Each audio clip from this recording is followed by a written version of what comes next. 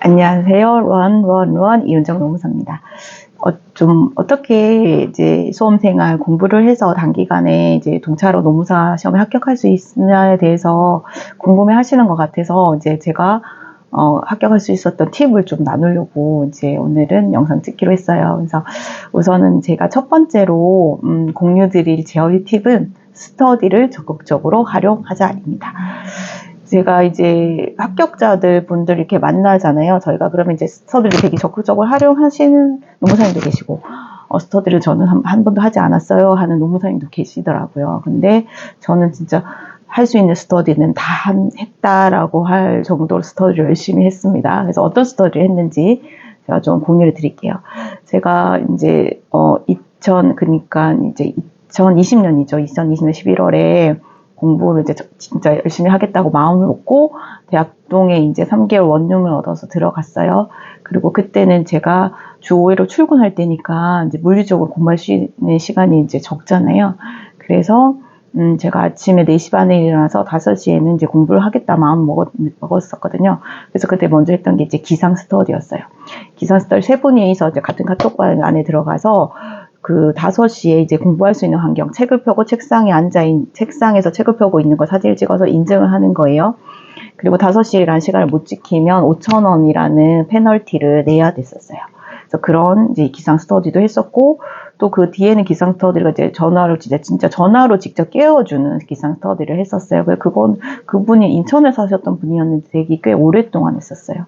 그래서 막 5시 반, 이런 식으로 전화를 해서 서로가 이제 깨우고, 그리고 간단하게 오늘은 어떤 공부를 할 거예요 라고 서로의 오늘 하루의 계획에 대해서 정말 짧게 한 1분 정도 얘기를 했었어요. 그래서 오늘 뭐 할 것이고, 그런 얘기들을 하면서 서로 공부를 응원해주는 기상 스터디를 했었습니다. 자, 그리고 이제 두 번째로 제가 했던 스터디는, 그리고 이거는 제일 처음으로 한 공부와 플러스 통합 스터디였어요.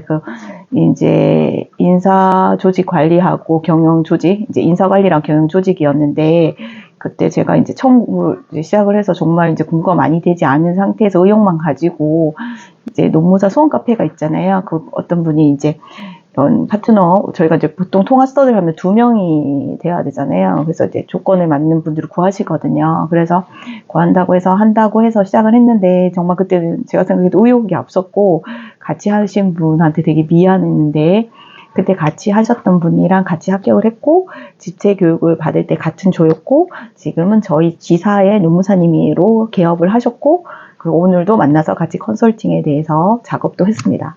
이게 되게 소중한 인연이고, 이런 인연이 있구나라는 걸 느꼈었어요. 근데 그때는 정말 미안했어요. 제가 너무 못해서. 그렇게 했고, 그 다음으로 제가 했던 게 이제 노동법.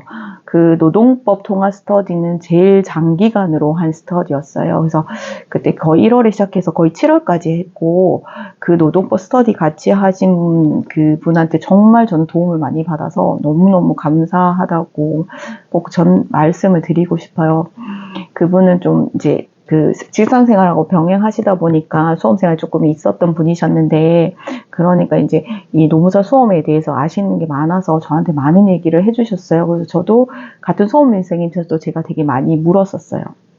그렇고 저희가 이제 뭐로 했냐면, 첫 번째는 이제 이수진 강사님을 했으니까 쟁점 노트를 가지고 이해독을 하는 이제 동화 스터디를 처음 시작을 했습니다. 그래서 첫 번째는 이제 각각 한 30분 정도의 시간을 가지고 전화로, 말로, 구술로 그거에 대한 이야기, 이제 구술로 내가 이건 이렇다는 식의 이제 말로 소리 내서 하는 걸 했고요.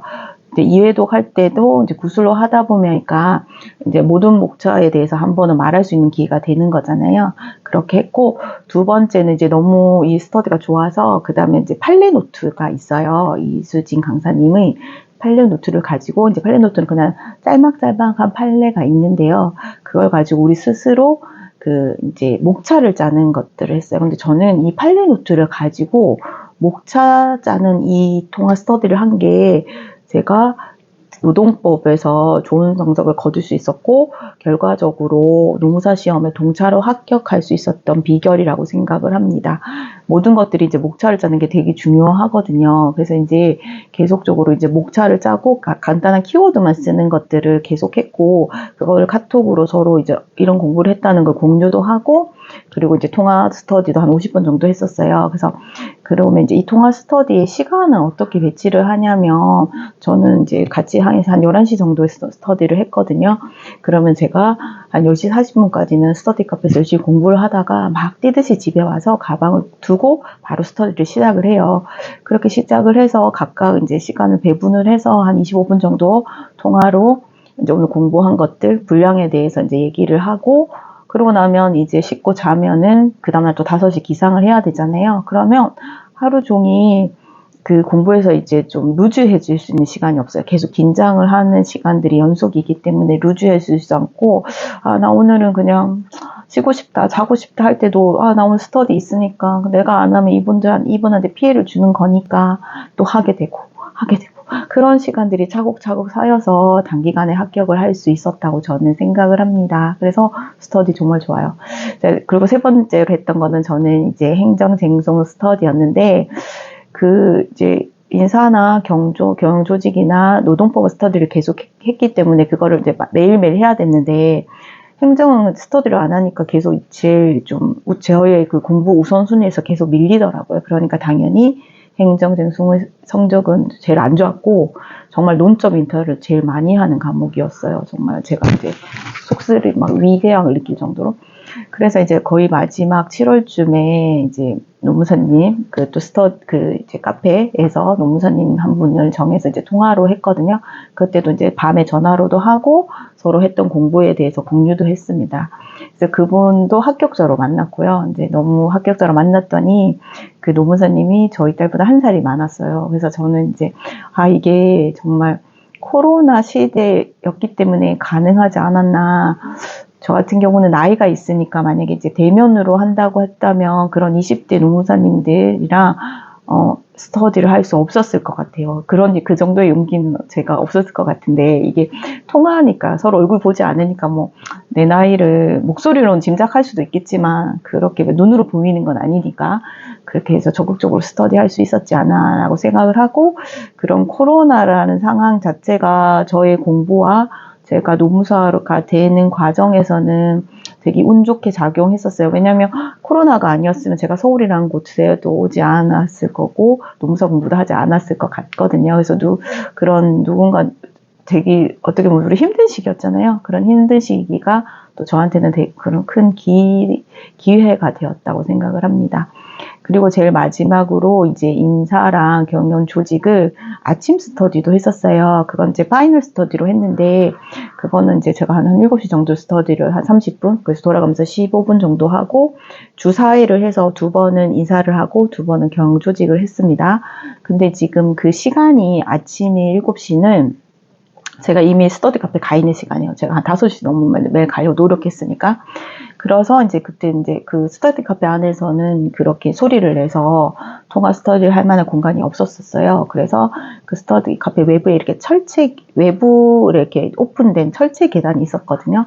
거기에 이제 비닐을 깔고 방석을 깔고 앉아가지고 한 30분 정도 아침에 7시에 통화 스터디를 했습니다. 그래서 그때 이렇게 앉아서 통화 스터디를 하면 밖에가 이제 그 신림이라는 공간이 되게 젊은이들이 밤에 술을 먹는 공간이라서 아직도 좀 맥주 냄새가 나는 것 같은 그런 공간에서 청소하시는 분이 청소를 하고 있고, 저는 거기 앉아가지고 이제 전화로 스터디를 하는 거죠. 그래서 지금 생각하면 참 치열했던 순간이었지만 그때는 되게 좀 비참한 순간이기도 했습니다. 왜냐면 그 철제 계단이 아직도 기억이 남는 게, 거기서 이제 마스크 안으로 막 삼각김밥도 우겨놓고 뭐 밥 먹을 시간이 되게 물리적으로 부족하니까, 저는 그 시기가 모든 시간이 저한테 부족했어요. 잠자는 시간, 잠자는 시간, 공부하는 시간, 뭐 밥 먹는 시간, 이런 것들이 다 저한테는 저의 공부 시간을 갉아먹는 거잖아요.